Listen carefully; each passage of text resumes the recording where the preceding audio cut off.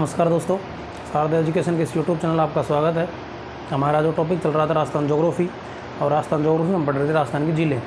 राजस्थान की झीलें जो है उनमें हमने जो खारे पानी की झीलें थी वो कंप्लीट कर ली थी। उसके बाद में जो झीलें हैं वो मीठे पानी की झीलें हैं, और मीठे पानी की झीलें में हमने पिछोला पढ़ ली है, और उसके अलावा जो आपकी जयसमंद है वो पढ़ ली। जयसमंद अब देखेंगे हम, और बाकी जो झीलें हम धीरे धीरे पढ़ते हैं। तो दूसरी जो झील हमारी है पिछोला के बाद में जो है मीठे पानी की झील है, जयसमंद या डेबर झील, इसके बारे में हम पढ़ते हैं। दूसरी जो झील है वो जयसमंद या डेबर, ये जो झील है वह उदयपुर में, और उदयपुर में भी ये साउथ ईस्ट साइड दक्षिण पूर्व जो उदयपुर लगता है उसमें ये स्थित है। तो जयसमंद झील इसकी जो स्थिति है ये लोकेटेड है वो है उदयपुर। दूसरा उसका निर्माता है वो महाराणा जयसिंह। जयसमंद झील या डेबर झील का निर्माण है वो अपना महाराणा जयसिंह ने करवाया था 1685 से 1691 ईस्वी के बीच में इसका निर्माण करवाया था। इस झील का जो निर्माण है, एक नदी है गोमती नदी, उसका जल रोककर इसका निर्माण करवाया था। तो गोमती नदी का जो जल है, गोमती नदी का जो पानी है उसको रोककर इसका निर्माण करवाया गया था। और पहले के समय में झीलों का निर्माण करवाया वैसे जाता, तो नदी है उसका जब बाढ़ की बहुत सारी नदी होती थी, बाढ़ की समस्या आती थी, तो उनका जो अतिरिक्त जल है उसको झीलों के माध्यम से उसको कन्वर्ट करके झीलें बनाई जाती थी, जिससे बाढ़ की समस्या मिट जाती थी और जो झीलों का निर्माण भी हो जाता था। अब इसमें ये जो ये गोमती नदी है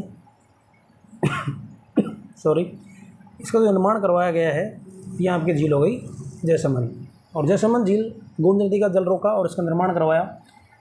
इस पर 7 टापू हैं, इस झील के ऊपर 7 टापू हैं, और जिन पे लोग रहते हैं, जनसंख्या निवास करती है, और वो जनसंख्या है भीलमीणा। यहाँ पर भीलमीणा जो जनजाति है वो निवास करती है। इसके अलावा इसमें 7 टापू हैं, उसका सबसे बड़ा जो है उसका है बाबा का बागड़ा। बाबा का बागड़ा है मगरा, क्योंकि जो पहाड़ियाँ हैं वहाँ को उनको बोला जाता है मगरा। उदयपुर साइड अपने यहाँ पर जयपुर में डूंगरी बोला जाता है, तो उधर को बोला जाता है मगरा। और सबसे छोटा जो टापू उसको बोलता है प्यारी। बड़ा है बाबा का भाखड़ा है, मगरा भांगड़ा नहीं है, भाखड़ा है। दूसरा है प्यारी। इसके बाद में 1950 ईस्वी में इसमें इस झील से सिंचाई के उद्देश्य से 2 नहरें निकाली गई, श्यामपुर और भाट। 2 नहरें हैं, श्यामपुर और भाट। सिंचाई के उद्देश्य से 2 नहरें निकाली गई थी, श्यामपुर और भाट जो है।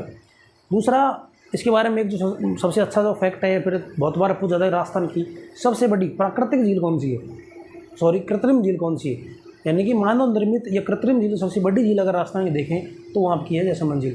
राजस्थान की सबसे बड़ी मीठे पानी की जो कृत्रिम झील है वो आपकी है जयसमंद। दूसरा, इसके किनारे 6 हाथियों की प्रतिमा बनी हुई है। इस झील के किनारे 6 हाथियों की प्रतिमा बनी हुई है। दूसरा, इसके किनारे नर्मदेश्वर महादेव जी का मंदिर है। 6 हाथियों की प्रतिमा है और नर्मदेश्वर महादेव जी का मंदिर है। दूसरा, ये जो आपकी जयसमंद झील है इसमें जलीय जीवों की विविधता पाई जाती है, यानी अनेक प्रकार के जीव पाए जाते हैं, इसलिए इसी को जल सरोवर बस्ती कहा जाता है। यानी कि इस झील में जलीय जीवों की विविधता पाई जाती है, इसी कारण से इसको जल सरोवर बस्ती कहा जाता है। तो हमारी जो अगली झील थी जयसमंद वो कंप्लीट हो चुकी है। अगली जो झील है इसके बाद में वो है नक्की झील। दूसरी कौन सी झील है, वो है नक्की झील। नक्की झील जो है माउंट आबू सिरोही में स्थित है, और दूसरी इसकी एक सबसे बड़ी विशेषता राजस्थान की है, सबसे अधिक ऊंचाई पर स्थित, लगभग समुद्र तल से ये 1200 मीटर ऊंचाई पर स्थित है, और इसी कारण ये राजस्थान की सबसे ठंडी झील है।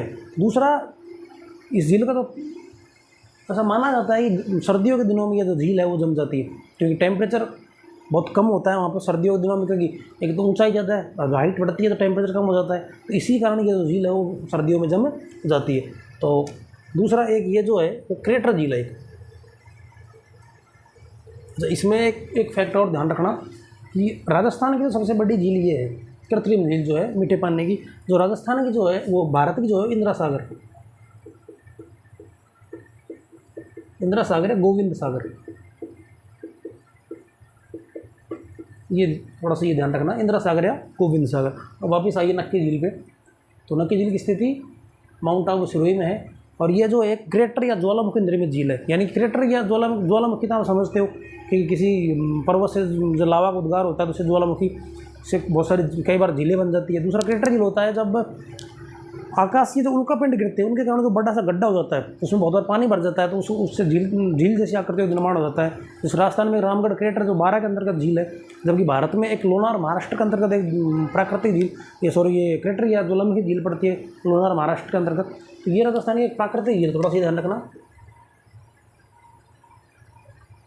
ये एक प्राकृतिक झील है। दूसरा, इस झील की जो ऊंचाई है समुद्र तल से, वो ऊंचाई है लगभग 1200 मीटर। तो राजस्थान की सबसे ऊंची झील हो गई। भाई राजस्थान की इतनी ऊंचाई पर कोई नहीं। तो राजस्थान के जो उच्चतम पॉइंट है वो है माउंट आबू। थोड़ा सा ये थोड़ा सा फैक्ट मैं बता देता हूँ आपको। राजस्थान का जो हाईएस्ट पीक है, ये सबसे ऊंचा बिंदु है माउंट, ये गुरु शिखर है, माउंट आबू में गुरु शिखर। और जो निम्नतम तल जो राजस्थान का है सांबर झील, सांबर झील। तो राजस्थान का उच्चतम बिंदु कौन सा हो गया? गुरु शिखर। और सबसे निम्नतम बिंदु जो है वो हो गया आपका सांबर झील। अब वापस इस पर आइए, इसकी ऊंचाई हो गई 1200 मीटर, जबकि जो आपकी जो ये झील है इसकी जो गहराई है वो लगभग 35 मीटर के आसपास है। इसकी गहराई कितनी है? लगभग 35 मीटर के आसपास है। जबकि यहाँ पे जो ये झील है, एक तो राजस्थान का एकमात्र हिल स्टेशन लेक है, जो पर्वतों के ऊपर जो पर्यटन स्थल होता है उसको हिल स्टेशन बोलते हैं। तो राजस्थान का एकमात्र हिल स्टेशन लेक है जहाँ पर यहाँ का जो सनसेट पॉइंट है, जब सूर्य अस्त होता है, वो सनसेट पॉइंट जो है वो पर्यटकों को आकर्षित करता है। तो यहाँ का सनसेट जो पॉइंट है वो प्रसिद्ध है। इसके अलावा यहाँ पर टॉड रॉक, मेंढक के समान आकृति की कुछ विशेष आकृति की जो यहाँ पे क्या है पहाड़ियाँ हैं, जैसे एक है टॉड रॉक, मेंढक के समान आकृति की एक पहाड़ी है। एक है नन रॉक, यानी घूंघट गाड़ी महिला के समान आकृति की एक जो आपकी चट्टान है। इसके अलावा नंदी रॉक और हॉर्न रॉक। तो ये कुल इस तरह कुछ अलग प्रकार की यहाँ पर क्या पाई जाती है, पहाड़ियाँ पाई जाती है।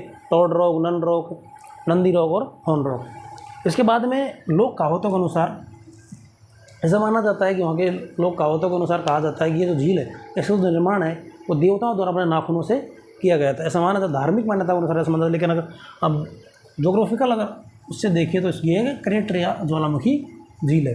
दूसरा एक जनजाति हमारे यहाँ है जो सुरई, माउंट आबू सुरई के अंतर्गत आते वो वहाँ पे निवास करते हुए गरासिया। तो गराह जनजाति है वो अपनी जो पूर्वज अस्थियाँ हैं वो विसर्जित करती है नक्की झील। जैसे हम ज़्यादातर लोग जो है वो गंगा नदी में अपनी जो अपने पूर्वजों की अस्थियाँ विसर्जित करते हैं, उसी प्रकार जो गराह जनजाति है वो अपनी जो अस्थियाँ, अपने पूर्वजों की जो अस्थियाँ है वो इस झील में अब विसर्जित करती है।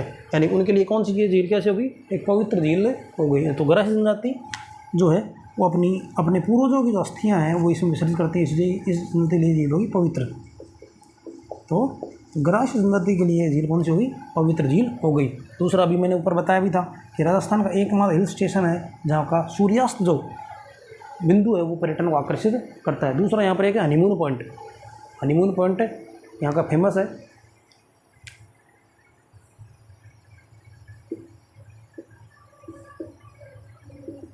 तो यहाँ का एक हनीमून पॉइंट जो यहाँ पर फेमस है। तो आप बहुत बार हो सकता है कहीं पूछ ले, और पूछे भी नहीं तो जब आपकी शादी हो तो वहाँ हनीमून पॉइंट पे जाके आना।